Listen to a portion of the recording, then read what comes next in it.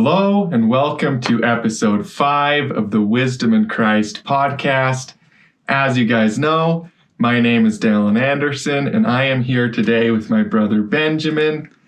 And we're going to be talking a little bit about money, a little bit about business, a little bit about life stuff. And yeah, it should be a lot of fun. So I'm excited about today's podcast. So Benjamin, you got into game development when you were pretty young. So how old were you when you started learning how to build video games or playing around with building video games on your computer? Well, I was in high school at the time. I think I was about 15. I was taking a computer-aided drafting class. And you took from Mr. Reese, right? Did you take drafting from Mr. Reese? Yeah. Yep. So at the time, the class was very open-ended. You could do kind of whatever you wanted as long as you kept up with the assignments he gave out. And so there was a bit of a lull because I was caught up on all my assignments. And I'd been working in a program called Rhino, I think is what it was called. And it was like a 3D modeling program. And I was like, at the time, I was like, this is kind of close to games. Like doing these 3D models, this seems kind of close to games. So I decided to look up what like I just searched. Probably wasn't Google at the time. It was probably Yahoo or something. I searched game, I don't know, how to make a game, and Game Maker came up. And at the time, it was Game Maker 5. And downloaded it, started messing around with it, and that's kind of how I got into it. I was inspired by the computer-aided drafting class because we were doing 3D models, and stumbled onto Game Maker and kind of got hooked on it. Because there was already like the Nintendo 64 and stuff, so 3D games were fairly big at this time. I mean, there's 3D games on your computer and stuff quite a bit at this time too, right? Yeah, I'm trying to think. The GameCube was probably already out. I got a Nintendo 64 at 11, and it had already been out for a while by then. I remember we got it at Walmart. They had shelves and shelves of Nintendo 64s, all the different colors, for $70 each. Really? You were 11 years old and you got a Nintendo 64? Yep, Donovan and I saved up for it together and bought it together. And Mr. Reese's class was high school, so you would have had to have been 17, 18. Well, I was 15. 15? Oh, yeah, because you went really early. But the Nintendo 64 had already been out for a while by then. Like, when we got it, it wasn't new. It was like they were coming out with the newer consoles by the time we got it. You download Game Maker because you're inspired. You have free time in Mr. Reese's computer-aided drafting class. Yeah. So you have Game Maker downloaded because you had that free time. So what got you into like building your first game? Was it like, what did it look like for your first game? I mean, well, I don't even think I got anything really working there at the school. I downloaded it onto at the time they were like, they weren't floppy disks, but they were kind of like floppy disks. I can't think of what they were called, but they were bigger than floppy disks and had kind of like if you laid one flat, had like a little arch over the top a little bit. I can't think of what it was called, but I downloaded it onto that and brought it home to the computer here, or maybe it was a zip drive. They were starting to come out with like thumb drives and zip drives, I think, but I didn't even get anything working there. It was at home. And the first thing that I got working was just a small square moving around on the screen. That was it. Just moving a square? Like with the arrow keys. Or the arrow keys? Yeah. So you're like, hey guys, I can move a square. You're just excited for yourself. Did you really like show anybody? Or I showed Mom. Mom? She wasn't that impressed. She just didn't understand like what it meant. No. For you, you're like, I could make another box with a square and have that one move and maybe build a game somehow. Instead of squares, they could be a plumber. Yeah, it could be. Yeah, a little Mario guy. No, not Mario. Just Yeah, copyright infringement. X. Redacted. Yeah. Withdraw, please. So basically, you got into building video games over time. Like, obviously, your introduction was Game Maker. Did you just keep with it? Like, did you have it once you downloaded it first onto your computer? Did you just kind of get like right into it, or did it take time for you to find out that you liked it? Like, no, what did it look like? I knew right away that I liked it. Yeah, and that I wanted to figure it out. It was like a big puzzle for me that I wanted to figure out. And then there were, at the time they had the Game Maker forums, the Game Maker community forums. And so I found those, and there were like written tutorials or the source code for other projects. Tutorials weren't like a huge thing at the time, but like I remember going through other people's projects and trying to figure out how they worked, or even the example projects in Game Maker and trying to figure out how they worked. But it took me a while to get to where I could build anything that was, really a game, I guess. It's probably like a year or so, maybe a little more, before I could make something that really felt like complete, I guess, even if it was small, but had like sound effects and a start menu and kind of everything,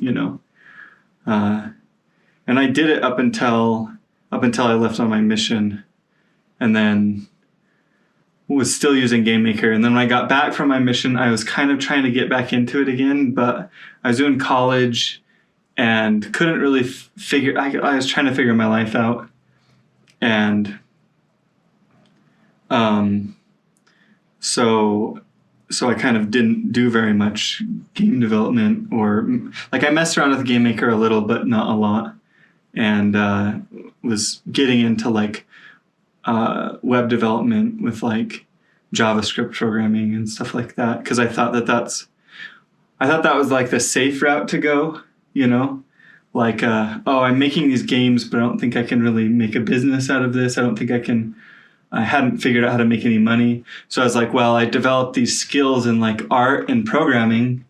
So maybe I could go into web development and be able to use my skills as like somebody who's has an eye for like art and design, and also is good at programming, and maybe that field makes sense for me. So that's kind of where I went. And it wasn't until after I got married and saw the Kickstarter for Hyper Light Drifter, which was made in Game Maker, and they raised $850,000 in their Kickstarter. And then I was like, okay, maybe I need to pick up Game Maker again. And money was tight at the time. We were kind of tight on money. I don't think Charlie's my wife. I don't think she had a job. And my job wasn't paying a whole bunch. And we were both going to college. And we were like, $850,000 looked really appealing at the time. Yeah. You're like, oh, this is a real thing. People are using Game Maker to make like a real indie game. Yeah. That's raising like real, like pretty big sums of money. It's not just like a hobby. A hobby thing. Because that's how I was treating it before. And I think the Game Maker forums also, there was kind of a stigma against anyone who tried to sell their game at the time. So nobody really tried to sell their game. There were a few people who I remember did, but most people gave out their games for free and didn't try and sell them.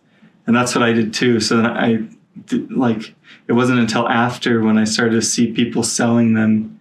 And of course, indie games kind of took off around that time. They were starting to become really popular. Whereas before, when I was involved in the indie game scene, nobody was really, at least in Game Maker, nobody was really selling them. And it was very indie, like very niche, a very small group of people. This was before Minecraft, so... Yeah, this was before Minecraft. Because Minecraft was like that indie game that made indie games big.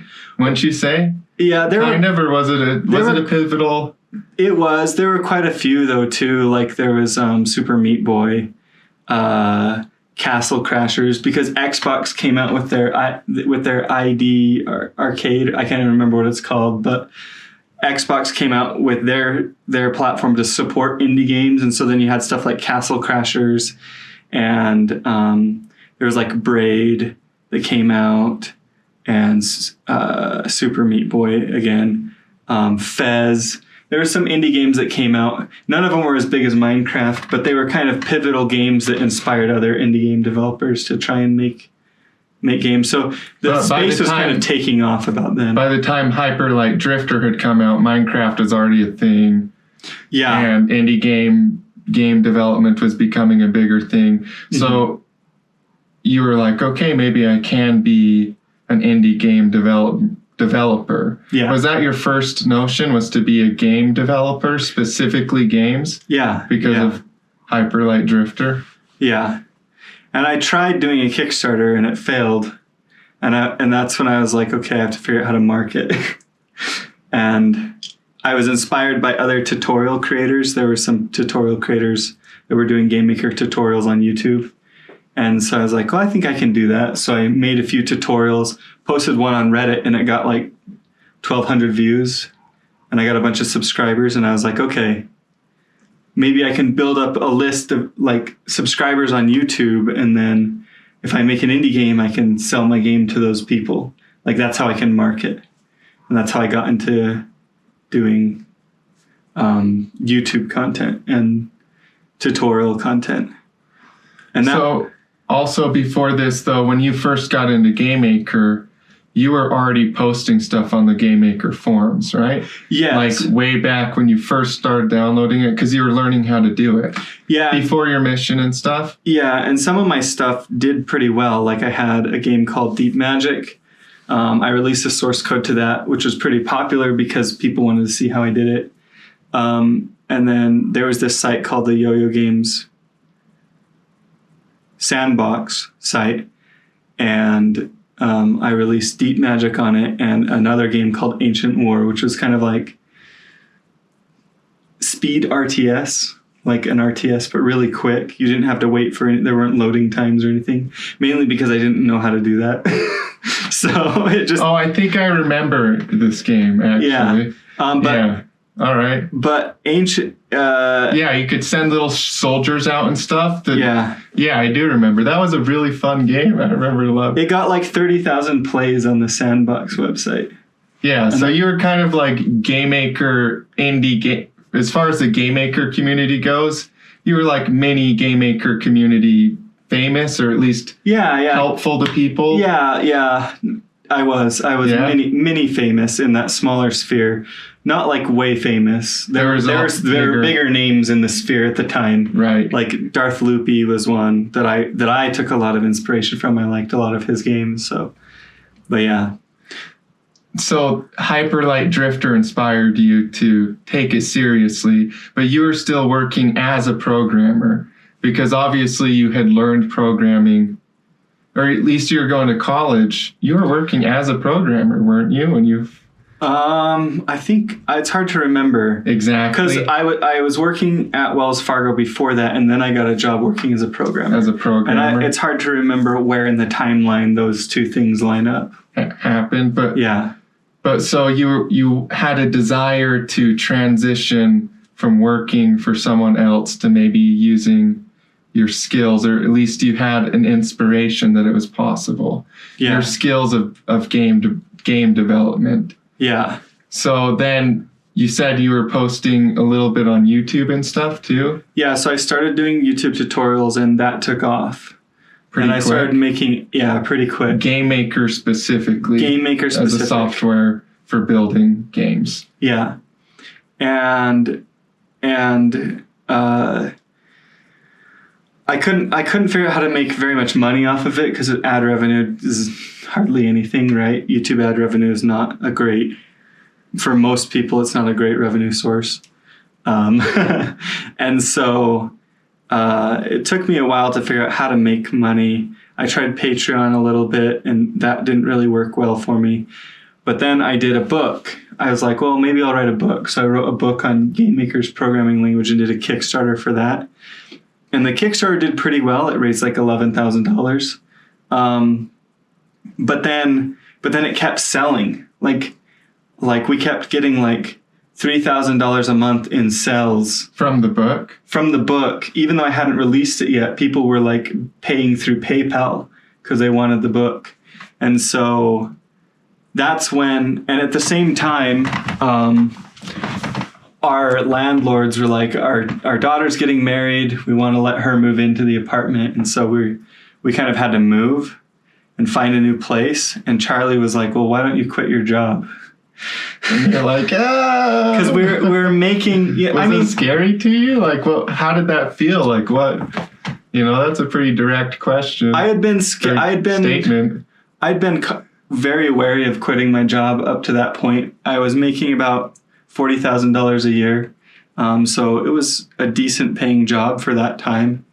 And so I was wary of quitting my job. But because the book was doing so well, like I was like, okay, we could live off this if we cut way back, you know. And then we ended up moving in with my sister. She had an upstairs where we could live there. And I had a plan to make a course because at that time Udemy was starting to take off, and like all kinds of courses on Udemy were doing well. And I was like, I could do a game maker course.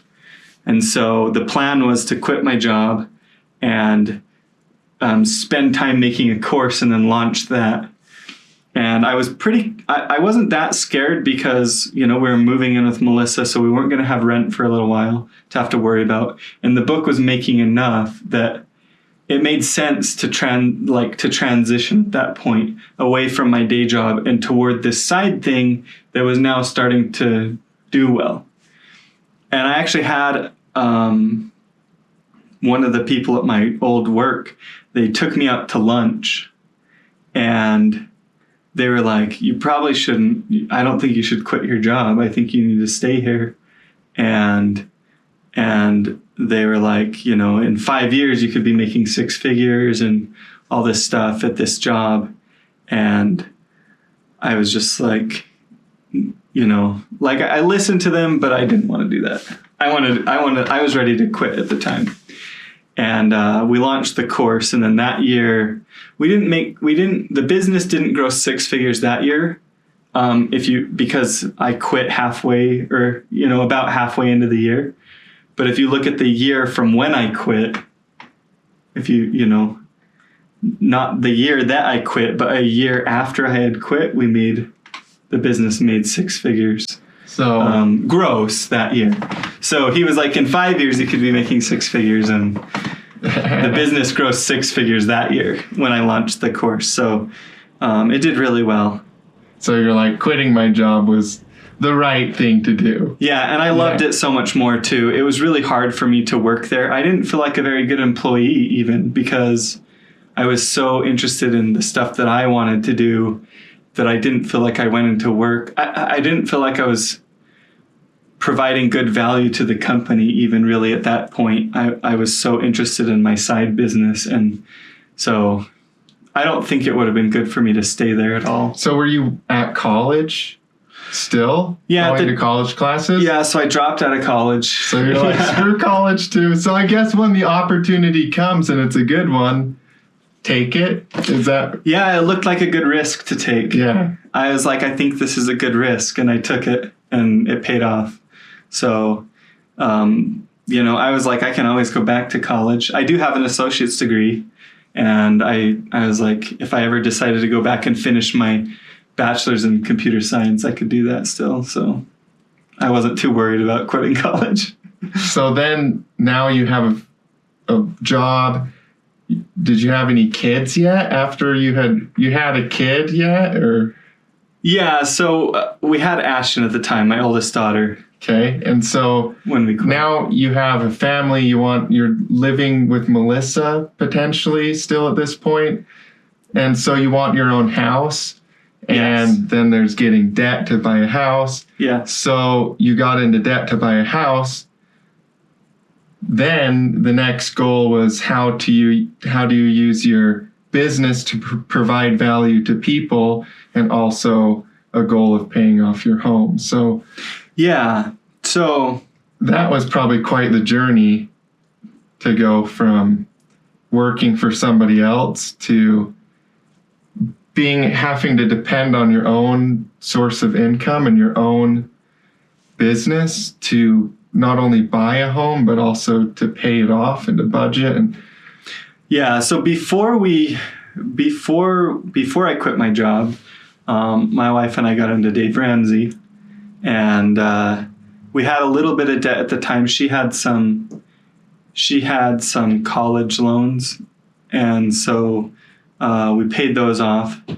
But that was really it. We'd been pretty conscious of not going into debt before that, so we didn't have a lot of debt. We obviously weren't making very much money yet, and so we were kind of living paycheck to paycheck at the time. There were a few months where we were like, are we going to be able to pay rent, And this was before I'd quit my job, when we were living out in Orem still, before moving in with Melissa. So after quitting my job and we were living with Melissa, we had already started saving up for a down payment on a house, I think, around that time. And the business started doing really well. And so we were basically saving everything we possibly could toward the house, toward a down payment on the house. Because I've always wanted a house. Like, it's always been kind of like a dream of mine, I guess, to have a house. Pretty much ever since Melissa, my sister, got her house, I was like, okay, this house is cool. I want to have a house. Maybe even before that, it's hard to remember. But we started saving, and we were very tight with our budget. Like, we didn't have any payments. We didn't have any debt. We'd get used cars, and eat probably real. Yeah. You wouldn't eat out every day. Or we didn't eat out hard. Like, I think we probably ate out maybe once a week or once a month, somewhere around there. And usually we're very frugal when we ate out. Like, we wouldn't go to expensive restaurants and stuff. And that's saying something, because you guys like pizza. So well, and we like steak too. And steak. Yeah. And so not being able to eat out very often. But see, Swain's, they have it's, let's see, I think it's $25, and you get a 6-ounce steak with like a 6-ounce salmon and some fries at Swain's. Yeah. We'll go there and we'll share that.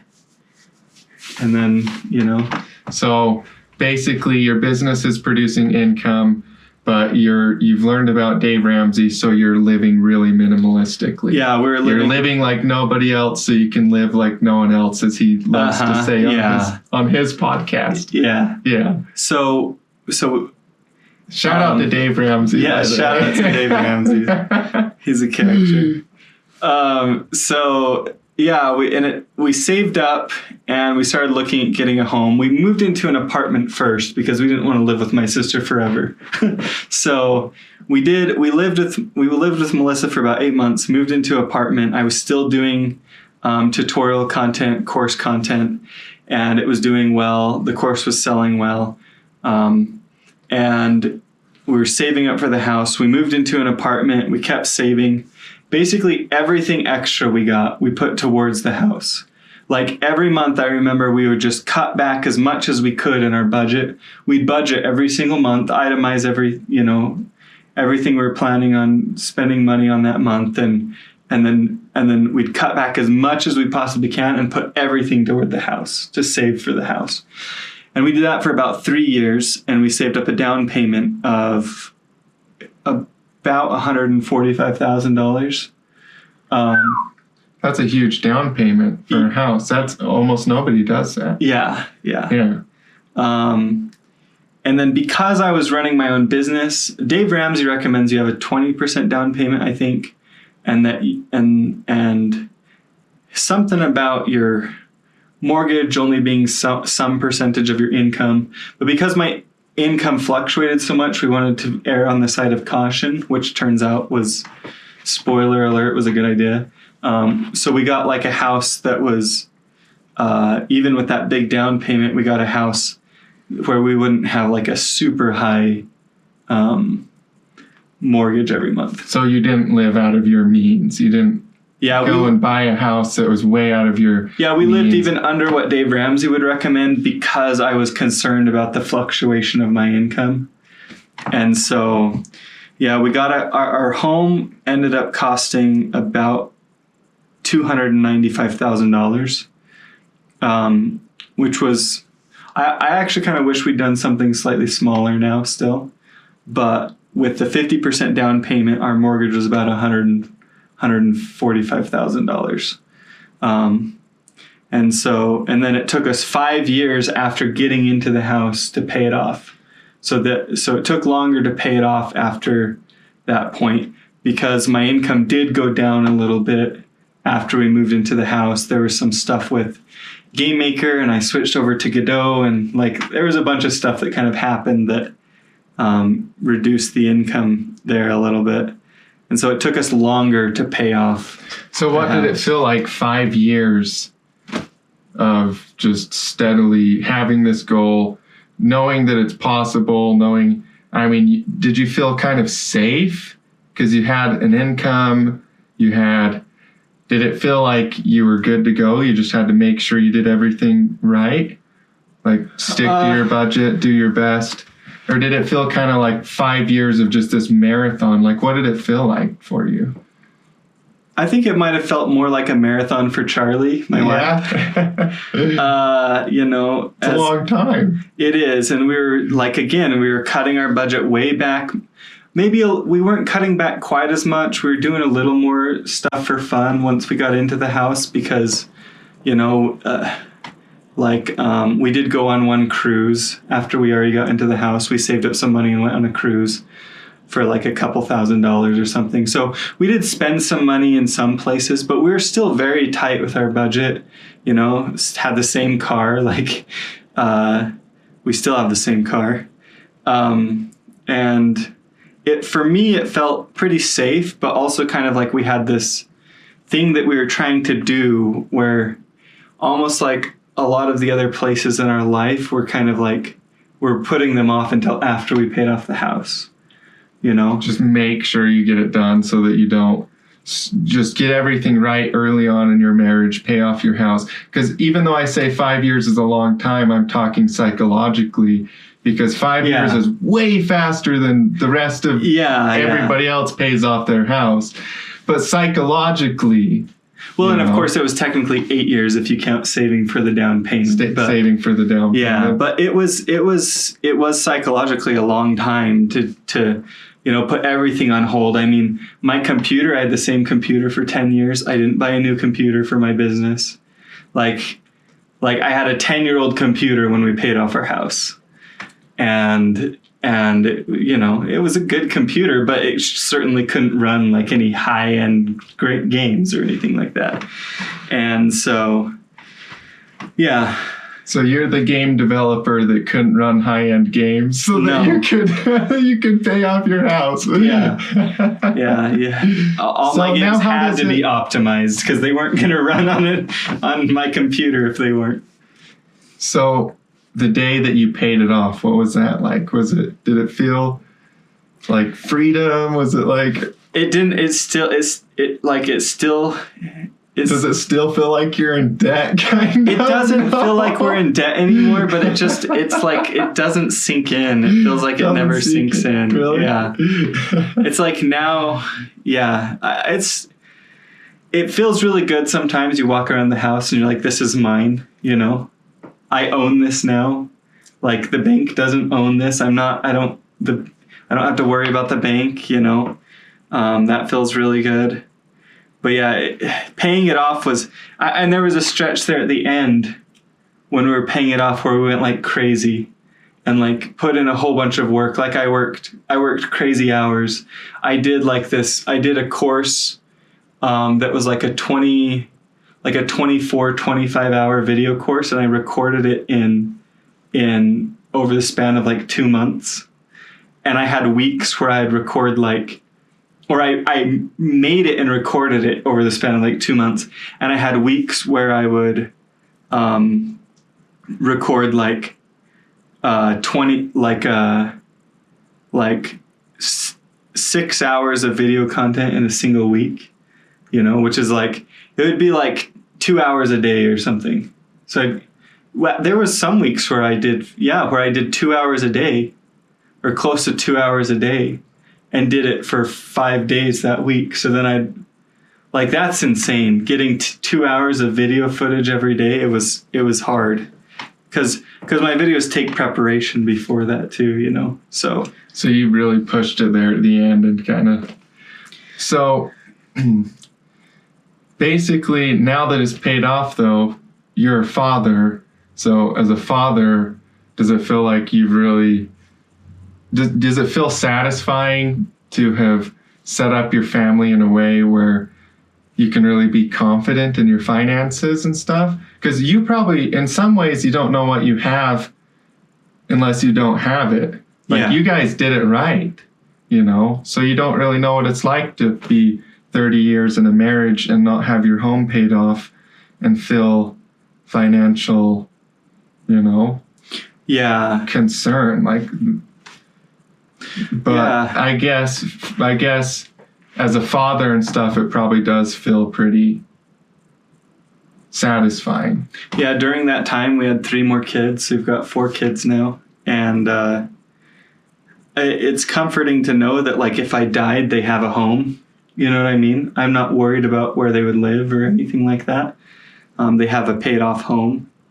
And we also have life insurance on me. So if I died, they'd also get that life insurance, But yeah, it's also the kids. They know we paid off the house, and they were all excited. And we have this year planned this year where we're going to do a whole bunch of fun stuff with them because of paying off the house. We did a pay off the house party where we each got to open presents, and I think it was fun for them to be a part of that. And now my future, looking forward, obviously my house has gone up in value since we purchased it. And then we're looking to how we can build wealth through investing. And, I'd like to put more money back into my business now, trying to figure out how to provide more value to the clients for my business and better support them. I'd like to invest into game development more now, because that's kind of been on the back burner during this as well.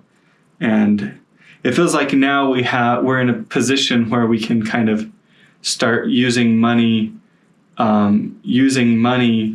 to build a future. You know what I mean? So yeah, true financial freedom, where you're free to use your finances to build you, instead of being bound to debt.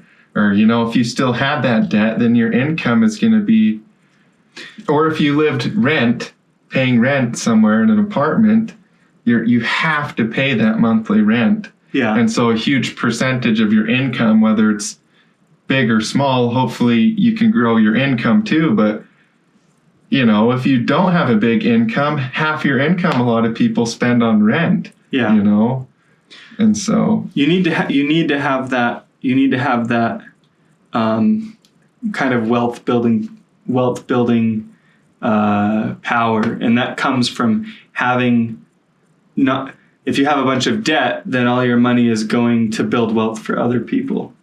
It's going toward the interest, which is building wealth for whoever that interest is going to, the bank or whoever, right? And so you can't build your own wealth, your own future.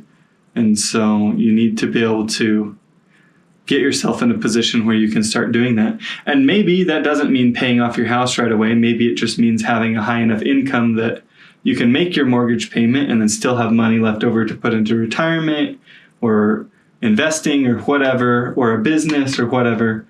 You need to be able to build that future, and money is a tool for doing that. So if all of your income is being spent on other things and you don't have any tool, there's no resources available for you to do that. Yeah. Yeah, exactly. So Benjamin, now kind of like you have this freedom and stuff, does it feel like you don't know exactly where to channel it? Is it like, okay, I've paid it off now? Like you are free now.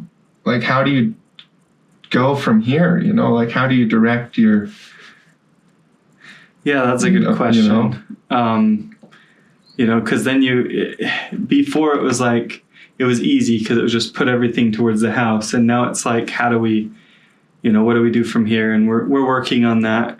We have a base budget now, which is like the very minimum that we could live off of, right? And then everything above that, we split it up into percentages for spending, giving, and saving.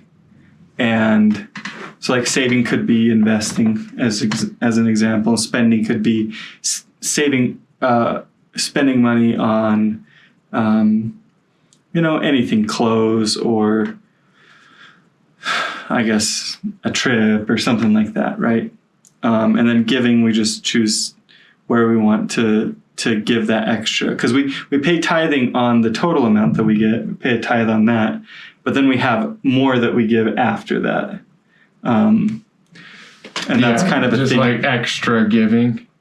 Yeah, it's extra charity. Yeah, it's extra giving after that. So your base budget is your bills for food, your electricity, Wi-Fi, water, all of that stuff. And then on top of that, you have spending money. So in your spending money, is this also money that you could spend on reinvesting into your business, or is... Yes. Okay, yeah. I see. Yeah. So we break that up into percentages, basically. So if we have a really low month and we make $500 over or $100 over our base budget, right? Then we break it up into percentages and we don't get to put very much towards anything. But if we have a really high month and we make $2,000 or $5,000 more than our base budget, then we still break it up into percentages, and that each percentage is a larger portion, right?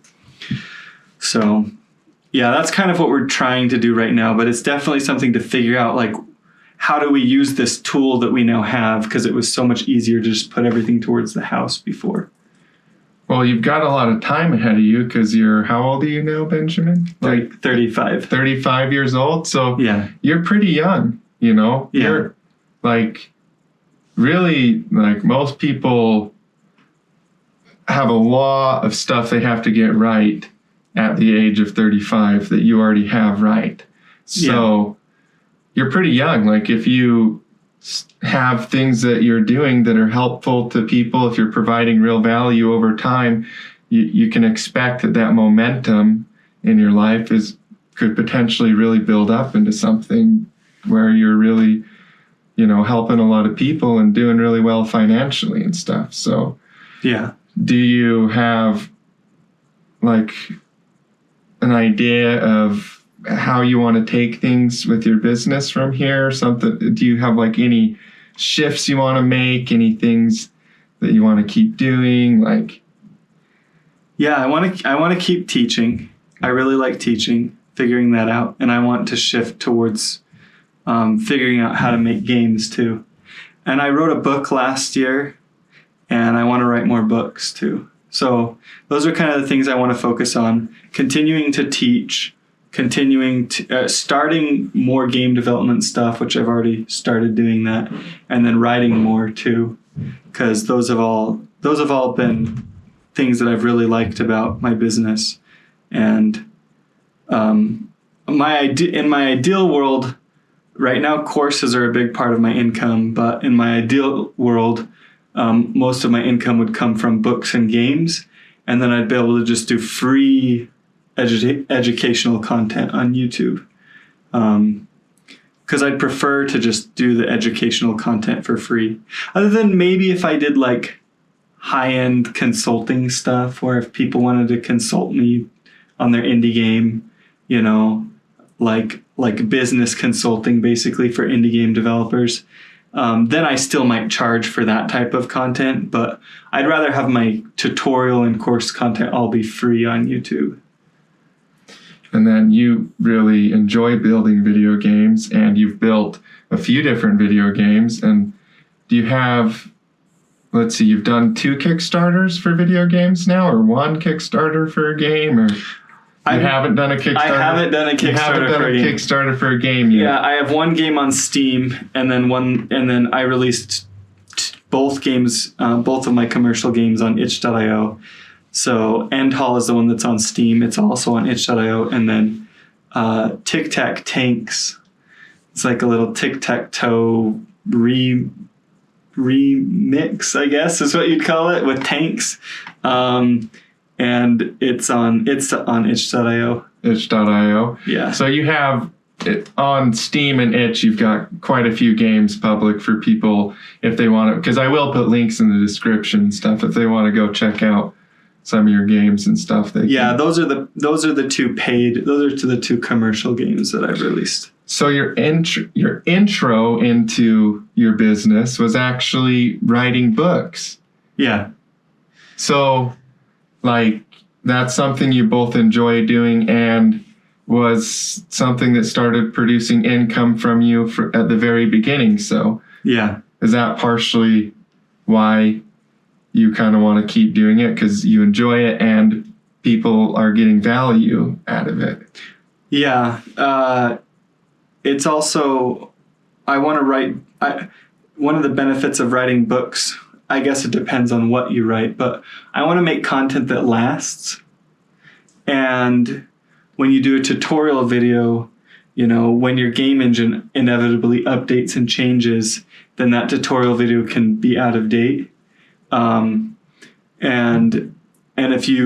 If you do a book, you can do a book that doesn't focus on the exact implementation, but talks about the principles, and then that will last forever and never goes out of date.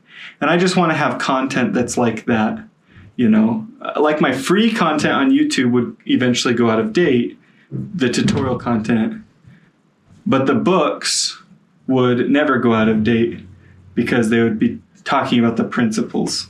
It's kind of like how you've seen those books that are like this book for dummies, how to do whatever for dummies. Yeah. They always have like how to use Microsoft Word 2007 for dummies. Yeah. Right?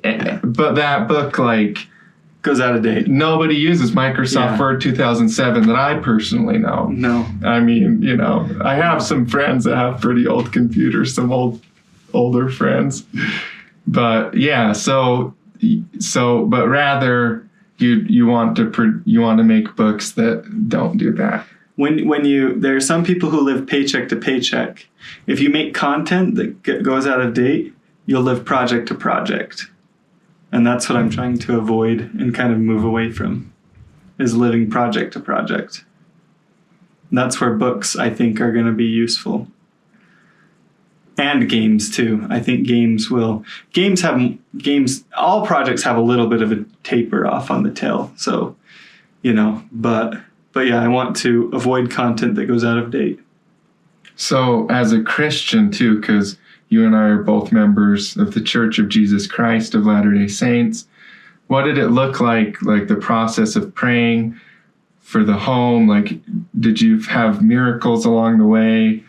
Like, what did it look like on your faith journey paying off the house? And how do you have any stories or anything? Feelings? I think for me, it feels like it was like a million invisible blessings. You know what I mean? Where my upbringing and my perspective and the way that I see the world is all just kind of invisible to me, but that it's blessed me my whole life,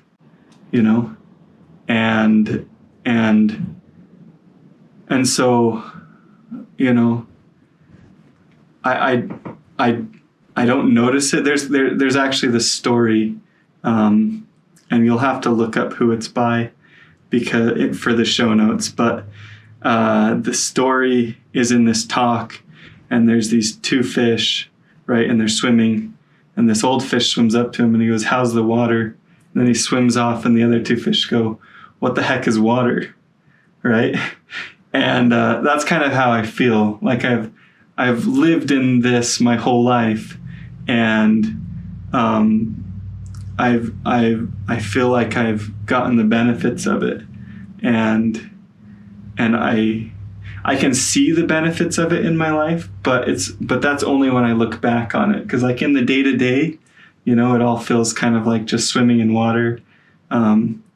But then it's there and it's influencing my life and blessing me, and I think that's probably the best way to describe how it's been for me.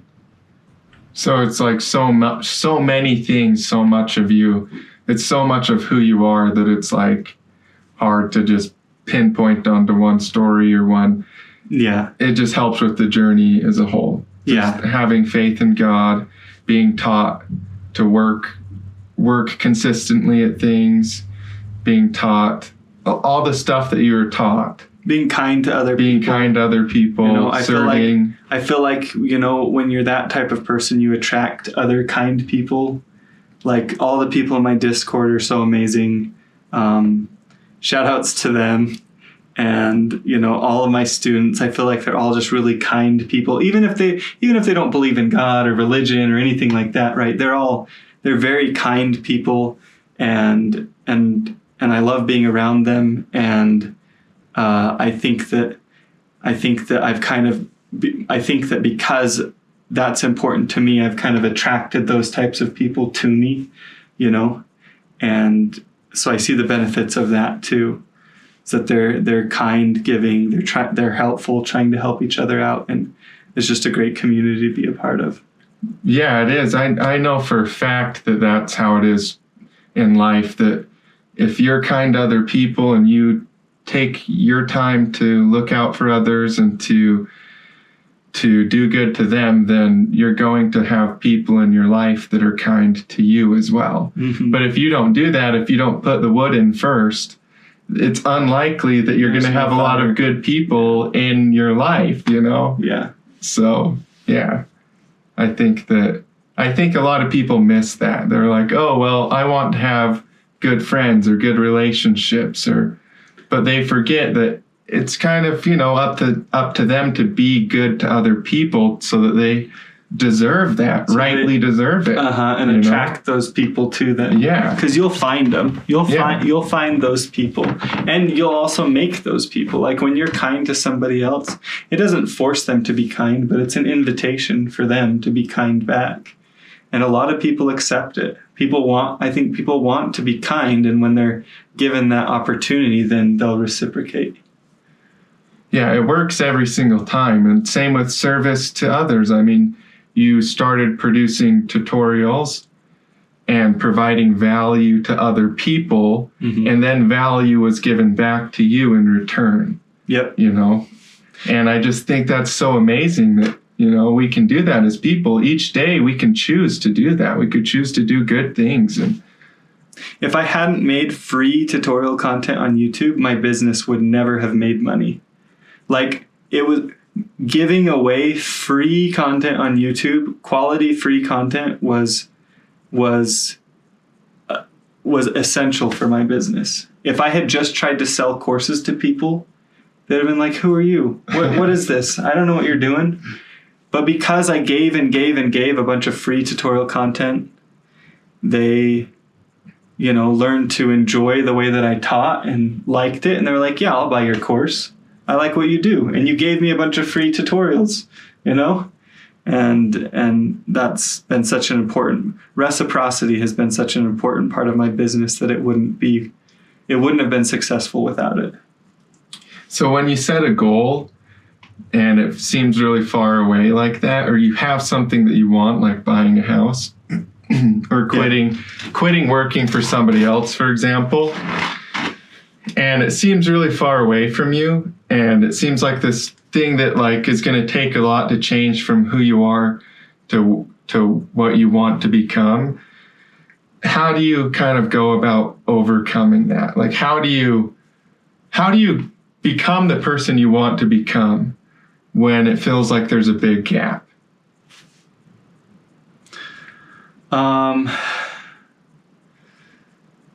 Well, I think that's that's going to be slightly different for everyone, I think. But for me, it's been taking it slow and steady, right? Even when my income slowed down after we got into the house and it was harder to work toward paying off the house, we were still doing as much as we could. We made like a little chart on the wall so we could track progress. We had times where we didn't do very well. I didn't make very much money. We struggled, and so it was just kind of like slow and steady. I think of the tortoise and the hare, and I've been the tortoise my whole life. It's like I might not be the fastest, but I'm going to continually work toward my goal and take my time to get there, and be forgiving and understanding of myself when I have setbacks or make mistakes or whatever. But just track my progress. As long as I'm headed in the right direction, then we're good to go. And I think that's the approach that I've taken. It's worked. It's worked for me. Maybe for somebody else, they might need to try and be the hare, But for me, it worked to be the tortoise. Slow and steady for you, huh? So yeah. Is it just start a 1,000-mile journey with a single step and make sure that you stay present while you're walking? Yeah, it's the next step. Just keep going. Yeah, keep making good choices. We're gonna quote the Oathbringer now, Brandon Sanderson. What's the most important step a man can take?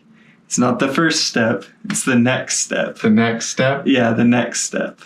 Because the first step, that's important too, but the next step is also the first step. So, and it's the one after that, and the one after that. It's always the next step. That's the most important step. Just keep pressing forward. Keep swimming. In Finding Nemo. Just keep swimming. Just keep swimming. And do good things and be good and choose things that are good, and then let the consequences of that follow. Yeah. Keep planting good seeds. Keep budgeting. Set good goals. Mm-hmm. Take a good risk if you have an opportunity like you did. Yeah. And keep planting those good seeds, and over time you start to see. And if you mess up, then take the next step. What's the next step that gets you closer to your goal? That's it's not about what you did, it's about what you're going to do from there, right? The next step. I think that who you are becoming is way, way, way more important than like what you've done in the past. Like, it is important what you've done in the past to go fix things that, if you have bad karma, I guess we could use the word, things that you need to sort out in your life. Yeah. Then you should be focusing on those things and handling that. But what's really, truly important, and that's part of becoming, but what's really important is where you're going, like that next step that you're describing, because that's what, if you start going in a good direction and you're headed in a good direction, you could be in a really dark place and you can be 3 years, 4 years, whatever later in a beautiful place where your life is completely different. Yep. Because of that next step that you keep taking. And if you keep taking good next steps, then, you can really make some progress. So, so I love it, Ben. It's cool. You've paid off your debt. You've got your own business. You've got a family. And you've really made a lot of progress in your life at a very young age. And as your younger brother, I have to say I look up to you a lot, and I've learned a lot from you. And my personal YouTube channel really was a big success because of a lot of things that you told me, including reciprocity of giving and providing value to people. And I just, I wanted to have you on the podcast because I think it's really cool what you've done. And yeah, I really look up to you. So thanks for being a good older brother, and, keeping on with a good example all these years that I can follow. Thanks, Dylan. I'll do my best. And so let's see, you've got stuff that you've already done. So You Heart Beast, or just Heart Beast, or is it You Heart Beast? You Heart Beast is your YouTube channel, isn't it? Yeah, I think it's You Heart Beast. Yeah, You Heart Beast. And You can just search Heart Beast, it'll come up. Heart Beast. And on there you've got tutorials, Yep. older tutorials for Game Maker, but Godot is what you're using now Mhm. for building games. And so, yeah, I'll make sure to put links for that in the description, as well as Twitter. Is there anything else you want to tell people? Any other tips or things that... Nope. No, No, nothing? that's it, yeah. Just go check out his YouTube channel.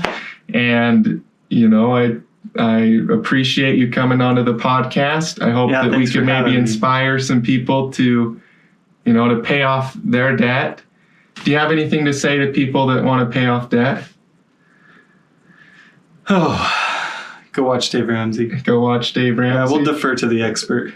Yeah, okay, fair enough. Yeah, go watch Dave Ramsey. That is the tip for today's podcast. It clearly works. It worked for me. It works. Yep. I mean, you did it. You did what you were told to do. Yep. So you got the result, but it clearly, if you do what you're told to do, It would have taken longer if I'd kept my day job, but we still would have done it. you still would have done it. Yep, we still would have done it.